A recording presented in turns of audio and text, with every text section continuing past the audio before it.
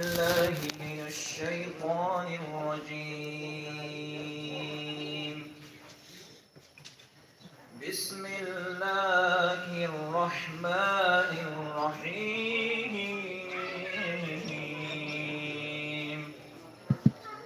ألف لام. ذلك الكتاب لا ريب فيه هدى للمتقين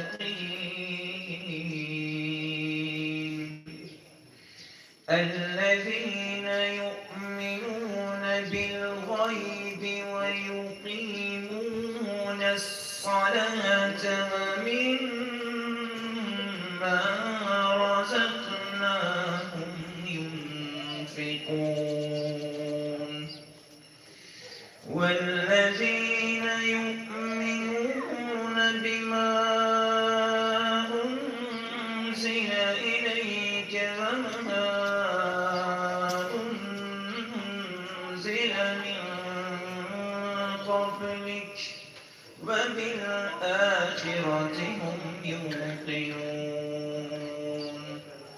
أولئك على هدى من ربهم وأولئك هم المفلحون. إن الذين كفروا سواء عليهم أأنذرتهم أم لم تنذرهم لا يؤمنون. ختم الله على قلوبهم وعلى سمعهم وعلى أبصارهم غشاوة ولهم عذاب أليم. ومن الناس من يقول آمنا بالله وباليوم الآخر وما هم بمؤمنين يخادعون الله والذين آمنوا وما يخدعون إلا أنفسهم وما يشعرون. في قلوبهم مرض فزادهم الله مرضا ولهم عذاب أليم بما كانوا يكذبون.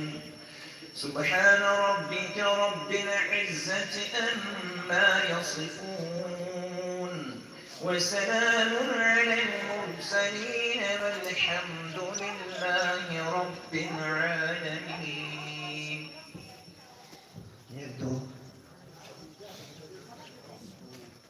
بسم الله الرحمن الرحیم. پروردگار حیاتی امروز و مردم ما شریعتی اسلام میسر گردانیده است. به نهایت خرسند تشکر میگوییم برای آنکه زمان حاضر زمان سزاوار احترام شده ایستاده است.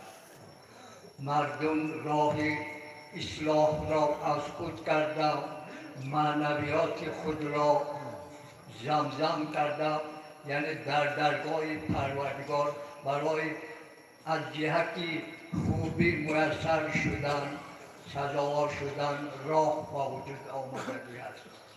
این راه است که راه بزرگ، راه میسر گرداندن به خوشبختی، راه آن پیغمبرانی که از اول تا آخر دعوت نکردند. این راهی در قلب ما روشنی انداختن است. این راه را برای میسر کردن و ما میسر کرده است. امروز ما سزاوار احترام همان اجدادان گذشتگان را با وجود آورده، صمیمیت خود را برقرار کردنمان در کار است. چهره ما همان وقت خوشبخت می شود که ما سزاوار امان احترام حقیقی پروردگار، سزاوار حقیقی پیغمبران گذشته امان باشیم. هر یک قدم ما مبارک همان وقت می شود که این قدم های ما در شریعت اسلام به نهایت بهتر باشد. این بهتری به آن وقت وجود می آید که ما شریعت اسلام را از پایان تا بالا به خوبی سود کرده، یعنی دانیم، صبر کرده دانیم.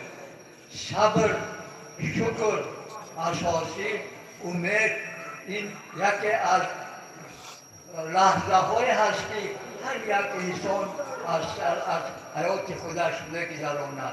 برای همین دنیا به صبر و قناعت، به شکر، به امید با وجود ندارد. در امید را همیشه انسان با امید سزاوار شدن، پای در پای قدم گذاشته آمدنش در کار. امروز جوانان ما از شریعت اسلام که بینیت همه طرفه با ما سزاوار احترام را با وجود آوردن، شرایط آورده است، بینیت قناعت بخشیده علم پروردگار را از خود کردن در کار. آمین. در همین منزل و مکانی که بیشتر اجدادان ما در شریعت اسلام بودند و زندگانی میکردند، الهی همونها جایشان جنت باشد. الهی آمین. در همین منزلی که حال زندگانی دارند، محبت صمیمی پروردگار در قلبشان تا ابد و ابد مستحکم گردد.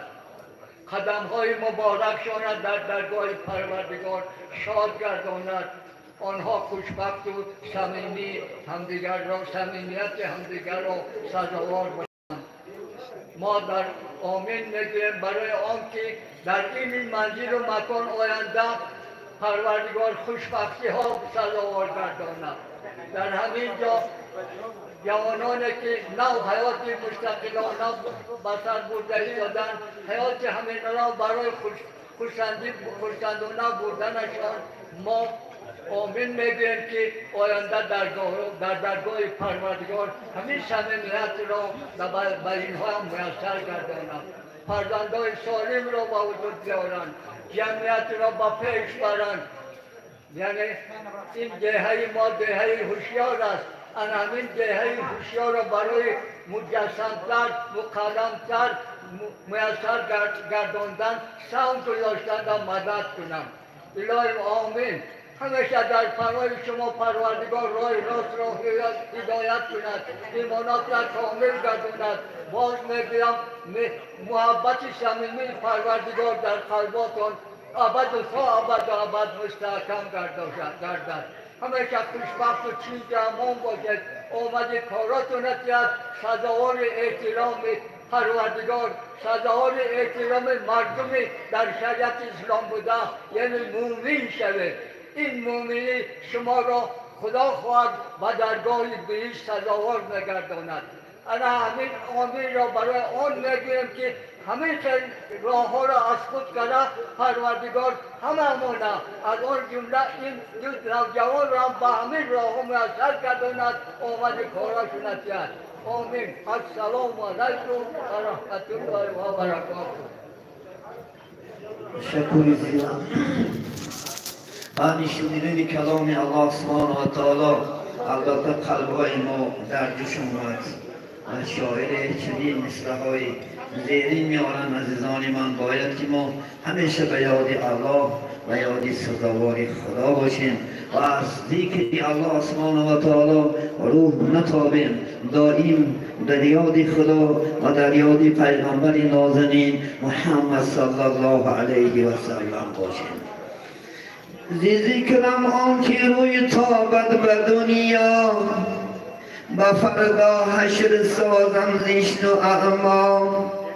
ذکرم آن که روی تابد به دنیا، به فردا حشر سازم زشت و اعمال.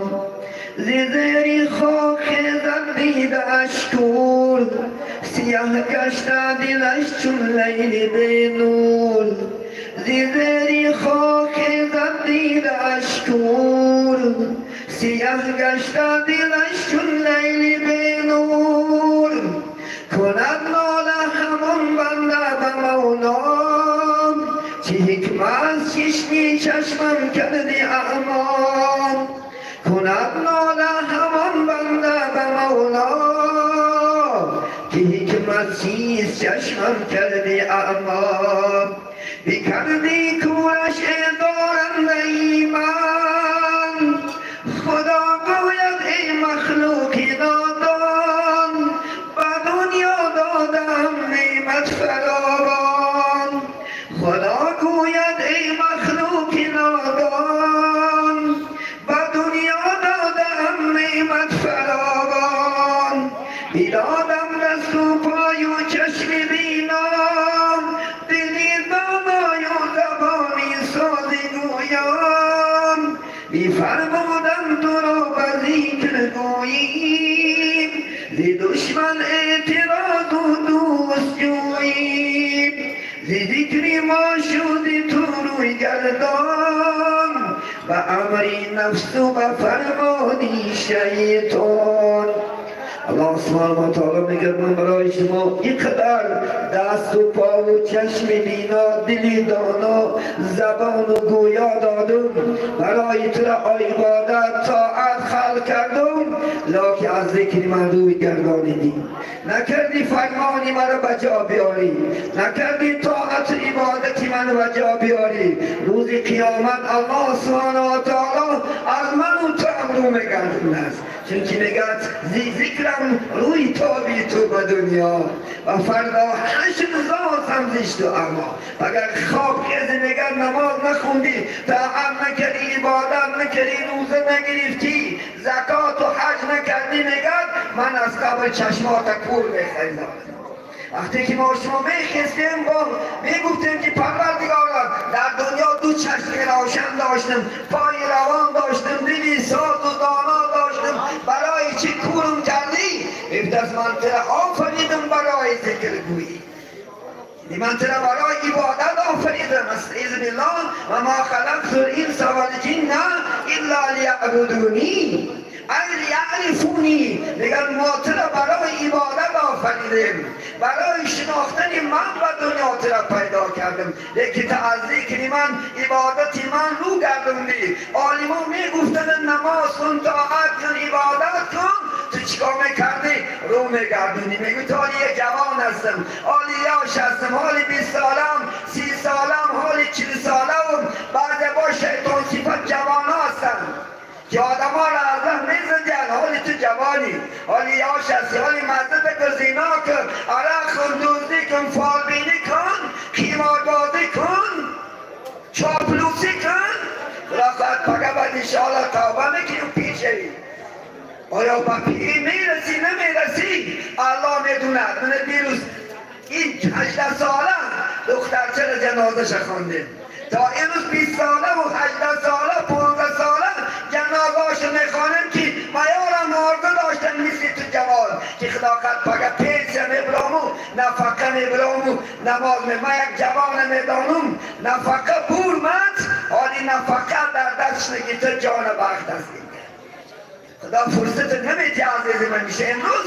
فرصت است تو امروز وقت را غنیمت شمار که فردا ندامت نآید بکار مگر ندامت نمی آید مگر این پشیمانی آن صد نمیکنن جوانای عزیز امروز کش مثل بابامو گفتن الحمدلله زندگی های خوب زندگی های بلند حیات آسایشته از این فرصت فایده رو به خدا بیاره که انشاءالله خدا پای وقت نماز زکات بخون دعا که پروردگارا از همین زندگی ما را از یک بریدمون ما شما را دور نکند از همین زندگی ها که امروز پیشترین بلندترین پله ها هست این ماشین خانه زیبا بین همچون در یک انشاءالله خسرهای پاشانیشین زندگی بکن انشاءالله خدا خواهد بینیم من در آقای کیرم میگم حضرت با ابراهیم بینیم با ابراهیم میگه در یک بیابان میرفت یک موی سفیدی 400 ساله را دید بینیم کاش که پیغمبر نازنین امروز زنده بود خداوند،